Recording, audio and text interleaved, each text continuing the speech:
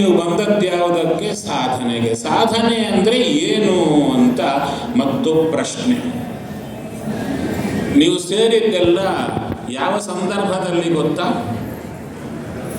ಪುರಂದರದಾಸರ ಸಂಸ್ಮರಣೋತ್ಸವ ಅಂತ ಮಾಡುತ್ತಾ ಇದ್ದಾರೆ ಶಾಂತಾಬಾಯಿ ಅವರು. ಹೌದಾ? ಹಾಗಾದರೆ ಮಾಡಬೇಕಾಗಿದ್ದೇನು? ಪುರಂದರದಾಸರ ಸಂಸ್ಮರಣೆ ಮಾಡಬೇಕು. ಸ್ಮರಣೆ ಮಾಡಿದರೆ ಸಾಕ, ಸಂಸ್ಮರಣೆ ಮಾಡಬೇಕಾ ಅಂತ. ಹಾಗಾದರೆ ಸ್ಮರಣೆಗೂ ಸಂಸ್ಮರಣೆಗೂ ವ್ಯತ್ಯಾಸವೇನು ಅಂದರೆ, ಪುರಂದರದಾಸರು ಇದ್ರು, ಹಾಗಿದ್ರು, ಹೀಗಿದ್ರು ಅಂತ.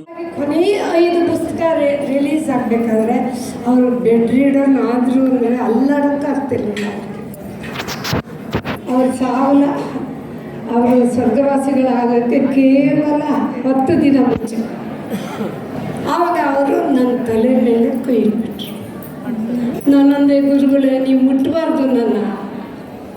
ಇಲ್ಲ, ನನ್ನ ವಿದ್ಯೆ ಎಲ್ಲ ನಿಮ್ಗೆ ಕೊಡ್ತಾ ಇದ್ದೀನಿ. ಈಗ ಯಾವ್ದಾರ ಹೇಳಿಯಾರ, ಯಾವ್ದಾದ್ರೂ ಒಬ್ಬರಿಗೆ ಹೇಳಿಯಾರ ನನ್ನ ವಿದ್ಯೆ ಕೊಡ್ತೀನಿ. ನನ್ನ ಕಲ್ಲಾಪುರ ಗುರುರಾಜರು ನನ್ನ ಗುರುಗಳು. ಆ ಗುರುಗಳು ಆದ ಮೇಲೆ ನನಗೆ ಯಾರೂ ಗುರುಗಳಿಲ್ಲ ಅಂತ ತುಂಬ ಸಂಕಟ ಪಡ್ತಾರೆ.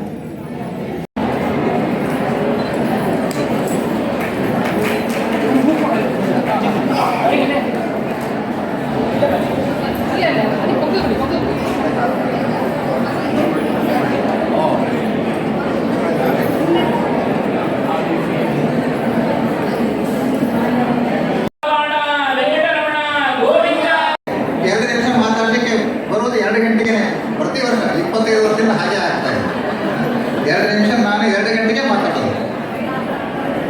ಶ್ರೀನಿವಾಸ ಅನುಗ್ರಹದಿಂದ ಮತ್ತು ಬಹುಮಾನ, 2 ಬಹುಮಾನದ ಇವರ ಅನುಗ್ರಹದಿಂದ ಆಗಲೇ ಬೇಕಾದಷ್ಟೇ ನಾವು ಪ್ರವಚನವನ್ನು ಕೇಳಿದ್ದೇವೆ. ದೊಡ್ಡ ದೊಡ್ಡ ಆಚಾರ್ಯರು ಮಾತಾಡಿದ್ದಾರೆ, ನಾವೇನು ಮಾತಾಡಲಿಕ್ಕೆ ಸಾಧ್ಯನೇ ಇಲ್ಲ.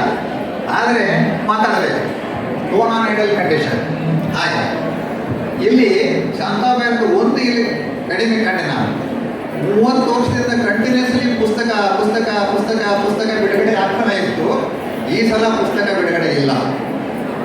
ಆದರೆ ಅವರು ಸಾಮಾನ್ಯರಲ್ಲ, ಮೇರು ಬರುತ್ತೆ ಇದ್ದಂಗೆ ಅವರ ಶಿಷ್ಯರ ಪುಸ್ತಕವನ್ನು ಬಿಡುಗಡೆ ಮಾಡಿಸಿದರು. ಅವರು ಭಾರತೀಯರು ಊಟಕ್ಕೆ ಎದ್ಬಿಟ್ರೆ ಗೊತ್ತಿಲ್ಲ, ಮೋಸ್ಟ್ಲಿ ಊಟಕ್ಕೆ ಎದ್ದಿರಬೇಕು ಅವರು ಭಾರತೀಯವರು. ಶಿಷ್ಯರ ಪುಸ್ತಕವನ್ನು ಬಿಡುಗಡೆ ಮಾಡಿಸಿದ್ದಾರೆ. ಆಲ್ರೆಡಿ 32 ಪುಸ್ತಕ ಆಗೋಯ್ತು. ಹರಿಕಥಾನುಸಾರದಲ್ಲಿ ಒಂದೊಂದು ಸಂಧಿಗೂ 32 ಮಾಡಿದವರು 2ನೇ ಪರ್ಸನ್ ಇವರು.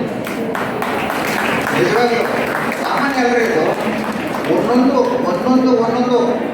ಪುಸ್ತಕ 32ನೇ ಲಕ್ಷ ತಾರತಮ್ಯ ಪುಸ್ತಕ ಆಗಿ ಮತ್ತೆ ರಾಯರಿಗೆ ಸಮರ್ಪಣೆ ಮಾಡಿ ಇನ್ನೂ ಏನೋ ವಿಶೇಷವಾಗಿ ಮಾಡ್ತಾ ಇದ್ದಾರೆ.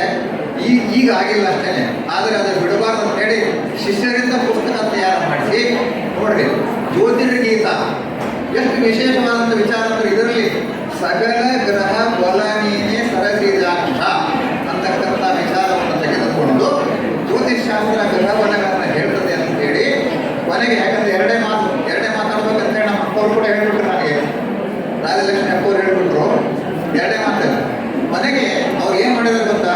ಭಾರತೀಯರು ಎಲ್ಲೆಡೆಯೂ ವ್ಯಾಪಿಸಿ ಬೆಲ್ಲದರ್ಶಿ ನಂದದೆ ಎಲ್ಲರೊಳಗಿದ್ದು ಎಲ್ಲವನ್ನು ಬಲ್ಲ ಶ್ರೀಹರಿಯೇ ಮಲ್ಲೆ ನೀ ದಕ್ಕೆಂಬ ತಿಳಿವ ನೋಡೋ ಅಂತ ಹೇಳಿ. ಅಂದರೆ ಏನಂತಂದರೆ, ಏನಾದರೂ ಇರಲಿ, ಏನಾದರೂ ಗ್ರಹಗತಿ ಇರಲಿ, ನಮಗೆ ಏನು ಬರೋದು ರಾಹುನೋ ಕೇತನೋ ಏನು ಬಂದರೂ ಕೂಡ ಪರಮಾತ್ಮ ನೀನೇ ಎಲ್ಲ ನಿನ್ನ ಕಂಟ್ರೋಲಲ್ಲಿದೆ ಅಂತ ತಿಳ್ಕೊಂಡ್ಬಿಟ್ಟು ಸಮರ್ಪಣೆಯನ್ನು ಮಾಡಿಬಿಟ್ರೆ ನಿಶ್ಚಿಂತೆ ನೋಡ್ರಿ.